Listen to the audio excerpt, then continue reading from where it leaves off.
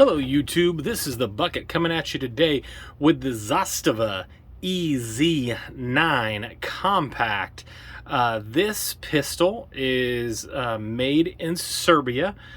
Serbia has a long history of political strife and fierce nationalism.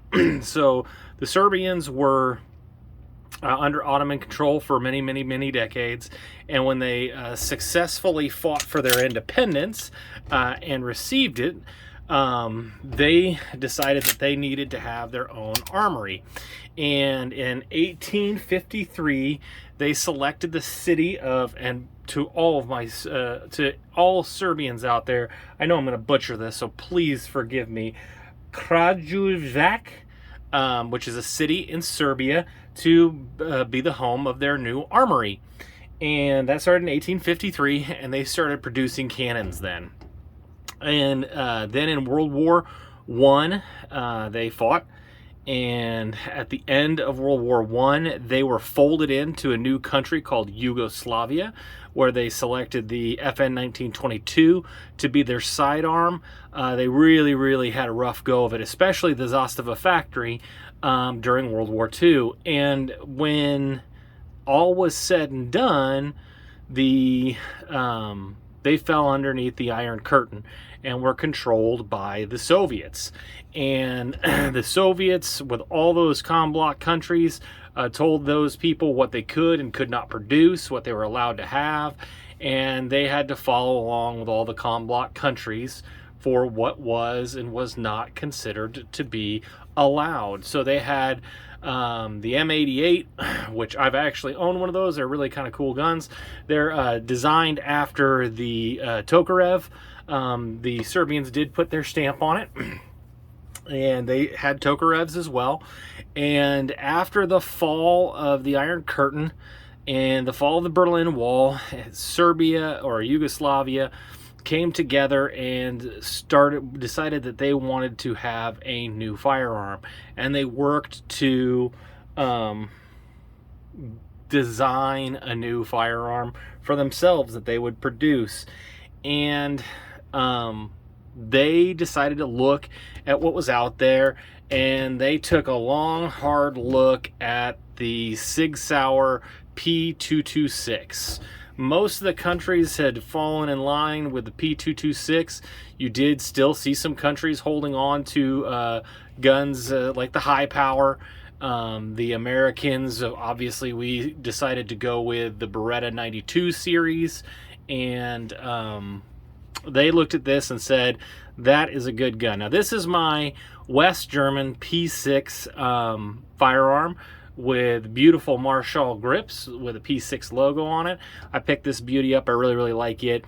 I'm going to use this as a stand-in for the P226. Obviously, it's a single stack, so it's not going to be identical.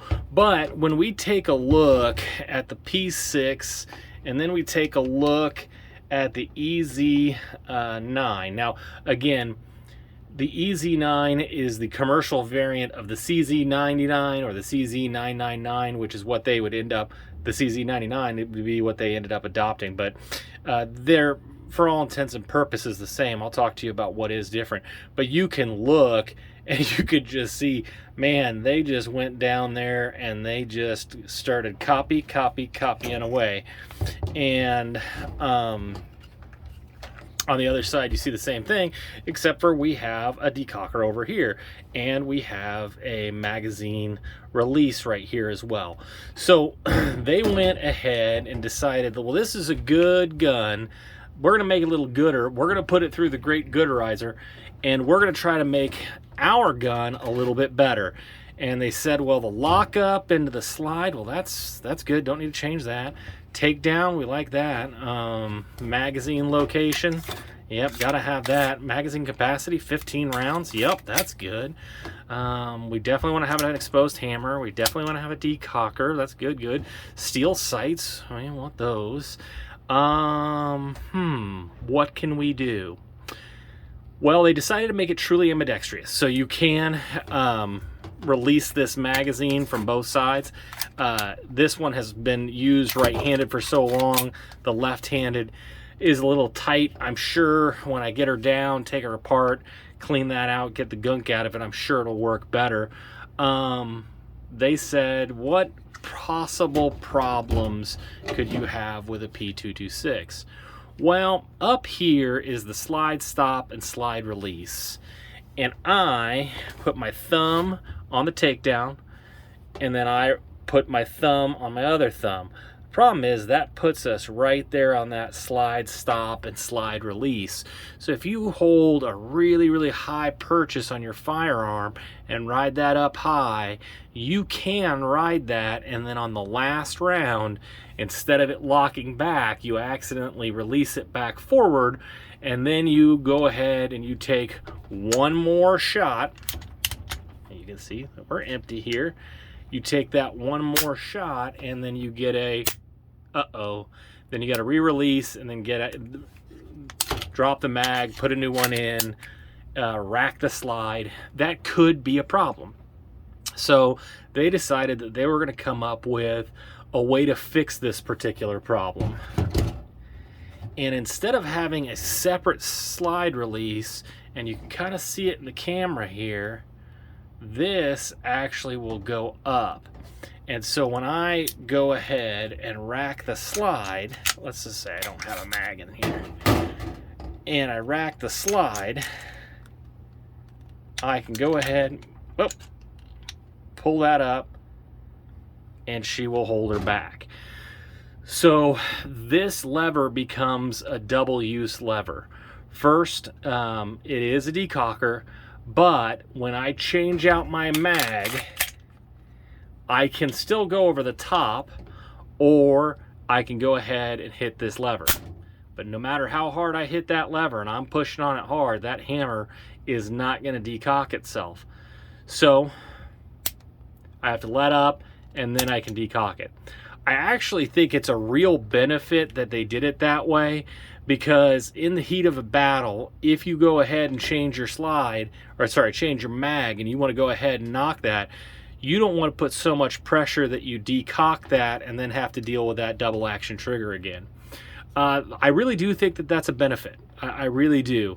I don't have a lot of problems, and I've never had a lot of problems with my 220 series pistols with having the slide lock not lock back on the last round. It can happen. I have that problem with my VP9SK. So, I mean, that is a problem that could exist. Ambidextrous controls is nice. The EZ9, so the CZ99 was the gun that the Serbian military ended up adopting. And they started to sell them through intermediaries in the US because they were inexpensive. Back then, a 220 series pistol could set you back $1,000, and these were coming in at that $400 or $500 mark.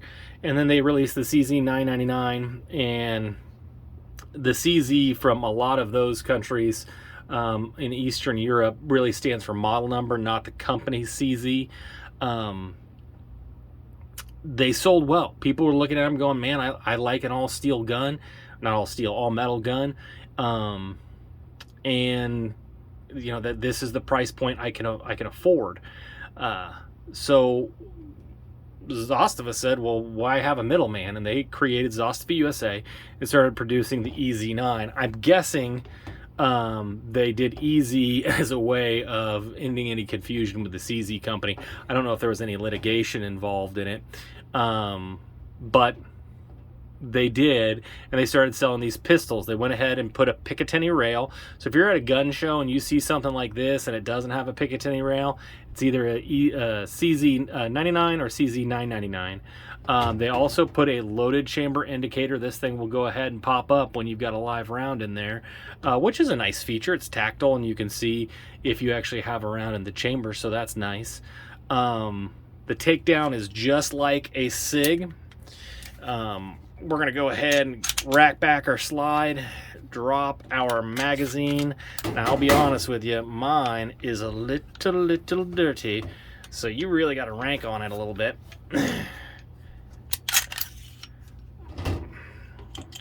Takes part just like a SIG. Now, I have been told that this return spring is supposed to be braided just like on the SIG.